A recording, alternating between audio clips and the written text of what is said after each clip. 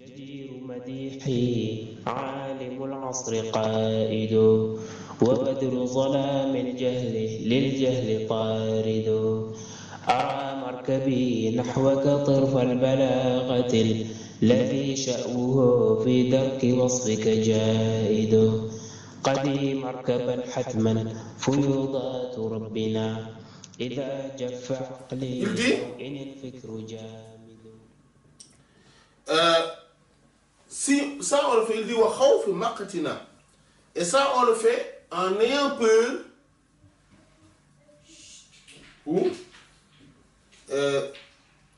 de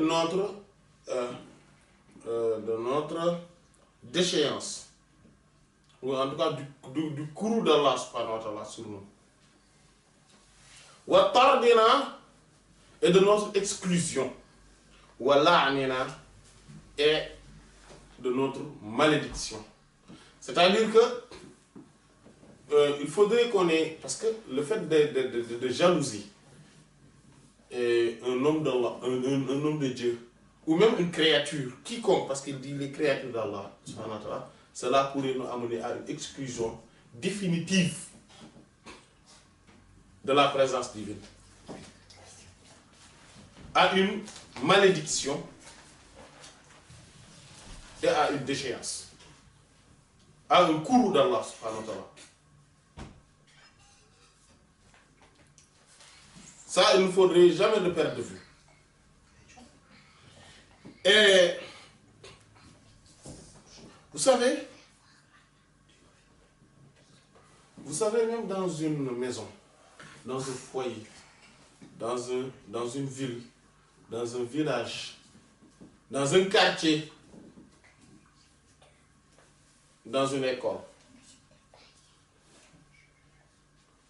dans une association, s'il y a quelqu'un qui jalousie un autre, Allah subhanahu wa ta'ala va faire il ne le rattrapera plus jamais. Il ne le rattrapera, mais plus jamais. Et ça, ce sont les règles historiques. En fait, toute l'histoire nous montre cela. En fait, ça, il n'y a pas de règles établies comme ça par A plus A égale B, mais les réalités historiques nous le montrent. On le voit ça. Et tout le monde pourrait faire l'expérience. À chaque fois, même vous voyez dans un quartier, il y a deux savants.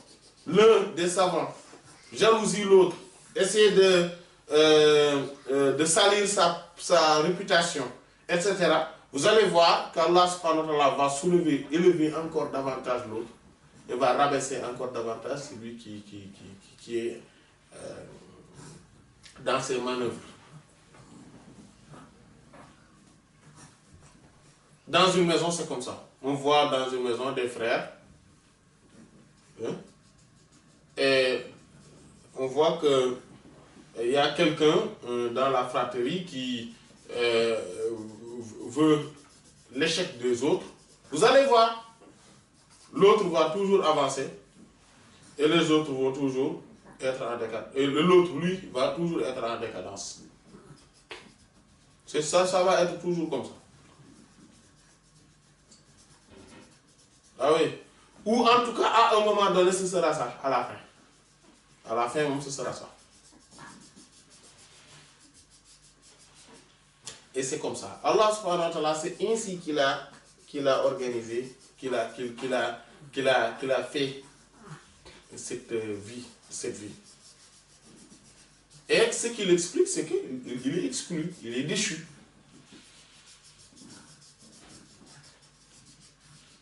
Et il donne un exemple, il dit Kama, c'est comme exactement ce qui Waqa'a est arrivé, l'Iblis à Iblis. C'est la même chose.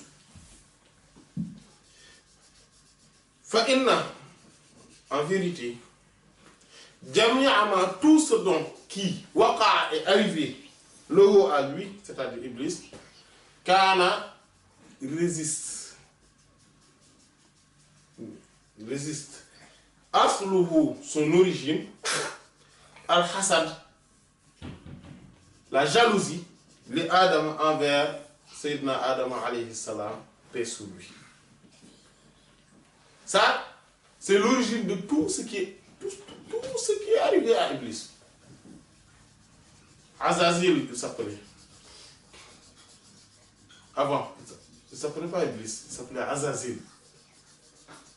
Maintenant, tout ce qui lui est arrivé, lui, Iblis, c'est à cause de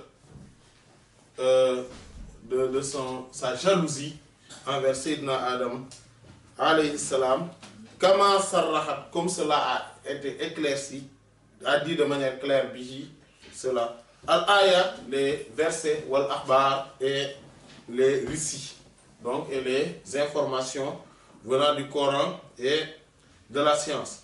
C'est pour cela qu'il dit, faman hasada, quiconque, faman hasada, quiconque, jalousie,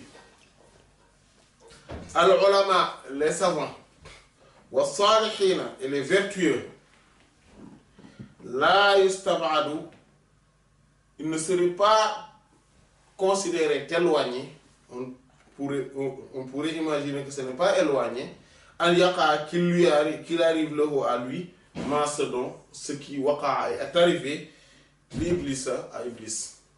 Celui qui jalousie donc les savants et les vertueux, il est fort probable que ce qui est arrivé à Iblis lui arrive. Et cette considération ne s'arrête pas à la jalousie. Il y a aussi le mépris. Parce qu'il a toujours méprisé Sayyidina Adam et les fils d'Adam aussi. Mais malheureusement, la plupart des humains l'ont suivi, comme le Coran l'a dit. وَلَقَدْ صَدَّقَ عَلَيْهِمْ إِبْلِيسُ ظَنُّهُ فَاتَّبَعُوهُ إِلَّا قَلِيلٌ مِنَ الْمُؤْمِنِينَ. Et en vérité, certainement, très certainement, Iblis a certifié, a vérifié, a rendu avéré sa mauvaise opinion sur eux, c'est-à-dire les fils d'Adam, et raison pour laquelle ils l'ont tous suivi, sauf rares parmi les croyants, ceux qui croient.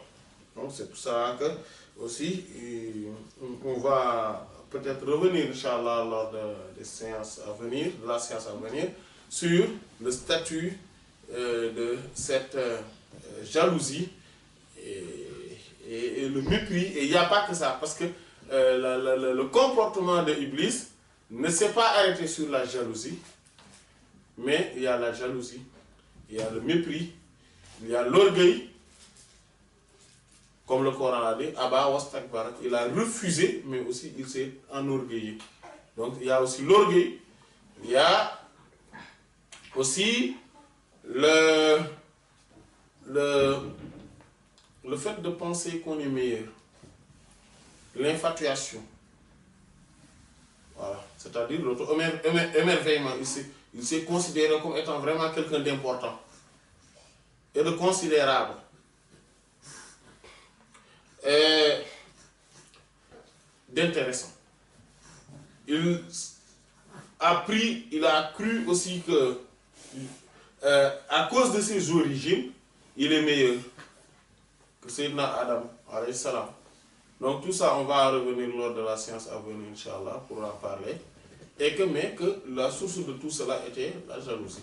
C'est pour cela que quand on n'a pas le cœur pur et qu'on est jaloux, c'est pour ça que la jalousie c'est extrêmement grave. Parce que quand on est jaloux, on est foudroyé également par tous ces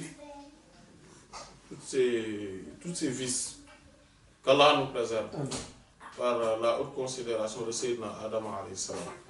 Wallahu ta'ala a'lam wa sallallahu ala sayyidina Muhammadin wa ala alihi wa sahbihi ajma'in. سبحان ربك رب العزة عما يصفون وسلام. وفيض الكتم نورا أحاطكم ويسقيك أنوارا وعمت أماجد وأسراره تسري كليث لفرهد على روحك الأصفى وظلت مكائد.